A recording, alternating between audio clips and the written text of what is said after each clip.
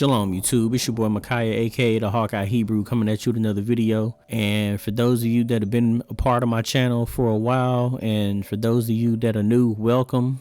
Most of y'all know I come from Elder Scrolls Online.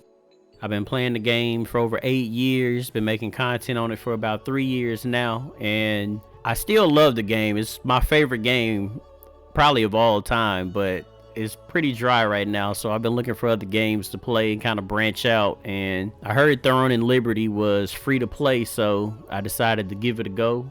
And I've been having an absolute blast with this game.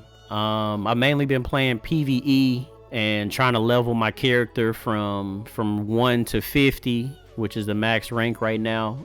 I mainly just been trying to level and get better gear. And one thing I could say about this game so far is that, for starters, it plays nothing like Elder Scrolls, which is not necessarily a bad thing. I like the way this game plays. I feel like it's very fluid. The combat is fluid. The mounting system feels a bit buggy at times, especially with like flying mechanics and things like that, but the actual combat feels very fluid, and I've been having an absolute blast with it. The weapons that I chose were dagger and bow. I found that to be my favorite combo out of everything. And what's interesting about this game is you don't have classes, so to speak. Your classes is based off the weapon that you choose. So for instance, when I was testing out the greatsword and the bow, my class was called a ranger. And when I switched to, I was testing out bow and staff, that was called a liberator. And I end up settling on bow and daggers, which is called an infiltrator. And it don't matter which weapon you have in your primary or secondary slot, the class remains the same. So I decided to stick with infiltrator. That's what I was having the most fun on.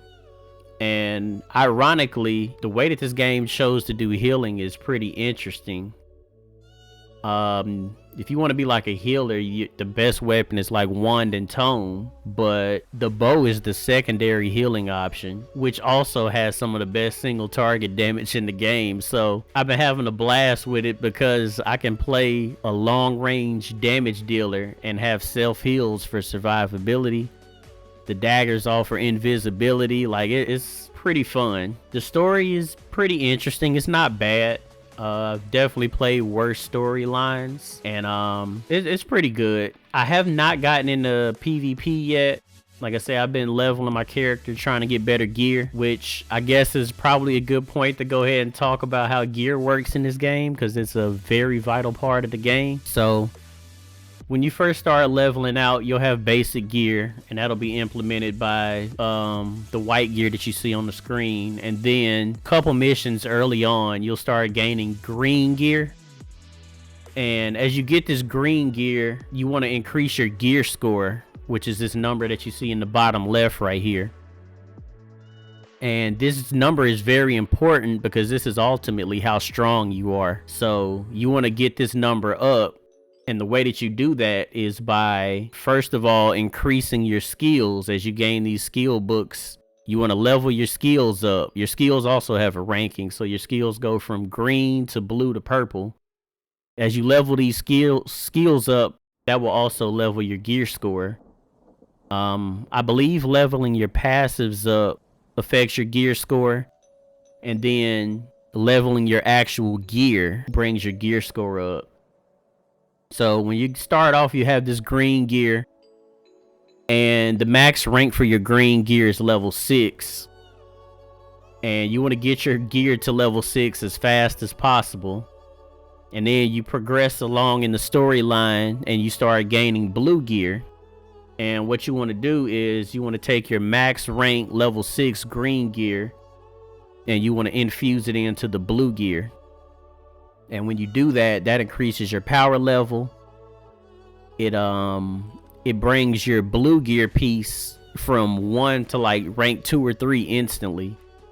And then it also gives you something called, I believe, a transfer blessing, which makes it to where when you upgrade that gear in the future, it upgrades faster. It allows you to unlock traits faster, and so on and so forth. So that's kind of how the leveling process works in here. like I said, once again, you max your green gear to level 6, infuse that into your blue gear as you get it. Your blue gear goes all the way up to level 9. And then as you start getting purple gear, you'll infuse your level 9 blue gear into your purple gear. And that all of that'll bring your gear score up. So that's kind of how you gain power in this game. And that the power level in this game is interesting to say the least, because it definitely matters. Like, if you want to do this level 20 dungeon, not only do you have to obviously be level 20, but you need a certain gear score to even get into the dungeon. And then when you want to do this level 30 dungeon right here, you need a certain gear score to get into this dungeon as well, and so on and so forth. Also, when it comes to like PvP and things of that matter, when I was kind of new to the game and didn't really understand much about it, some of these PvE dungeons at nighttime turn into PvP zones, and players they don't care, they'll just nuke you. They'll if they see you, they just start attacking, and you'll get deleted extremely fast if you don't have a high enough gear score. And I was wondering, like, I was hitting these dudes and their health bar wasn't even going down. But eventually I realized it was because my gear score was basically non-existent, and they running around with what, like 2500 plus gear score. I don't know what the highest is right now, but they were way higher than me in level, and it makes a huge difference. Like, it's kind of like you basically should just start PvE until you get proper gear before you even try to get into PvP, because the leveling system makes a huge difference. But all in all, the game is extremely fun, and I level my character on the free-to-play route the entire time. I chose not to pay for anything. I wanted to kind of experience the free-to-play route. So yeah, there's that. I feel like the leveling experience was pretty decent on the free-to-play route, but from what all my friends tell me who bought the season pass and things of that nature, you level up a lot faster when you get that. It gives you like extra upgrade materials that it helps you level a lot faster and not have to grind as much when you do pay for the upgrades and stuff through the season pass. So, but that's not to say that if you choose the free-to-play route like I did, you can't still enjoy the game. I got my character from 1 all the way to 50 relatively easy, and didn't have to spend a lick of money in this game at all, and don't plan on spending any money on this game. I plan on sticking with the free-to-play route. I don't mind grinding a little bit, especially in this game. So my overall experience of this game is that it's been pretty positive. Once again, this game is not like Elder Scrolls. The combat is a little different. Like, it's more of a tab target combat system, which means you tab to the target that you want to fight, and your character basically starts auto attacking. In Elder Scrolls, you would kind of consider it light attack weaving. You kind of do that automatically when you tab target to an enemy. And then if I want to switch targets, I just tab target to the next enemy, and my character will automatically start a light attack weaving on that character. And you just kind of weave your skills in between the light attacks that's going off.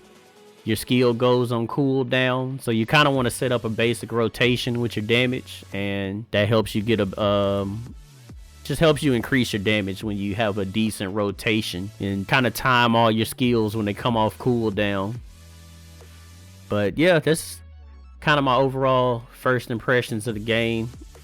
I definitely see myself continuing to play it, and hopefully I can make a build guide, like a beginner guide or something, for my infiltrator bow dagger build, and kind of show y'all my gear progression and so on and so forth. But yeah, if you enjoyed the video, a like would be much appreciated, and consider subscribing to the channel for future content. And I will catch you all in the next video. Peace.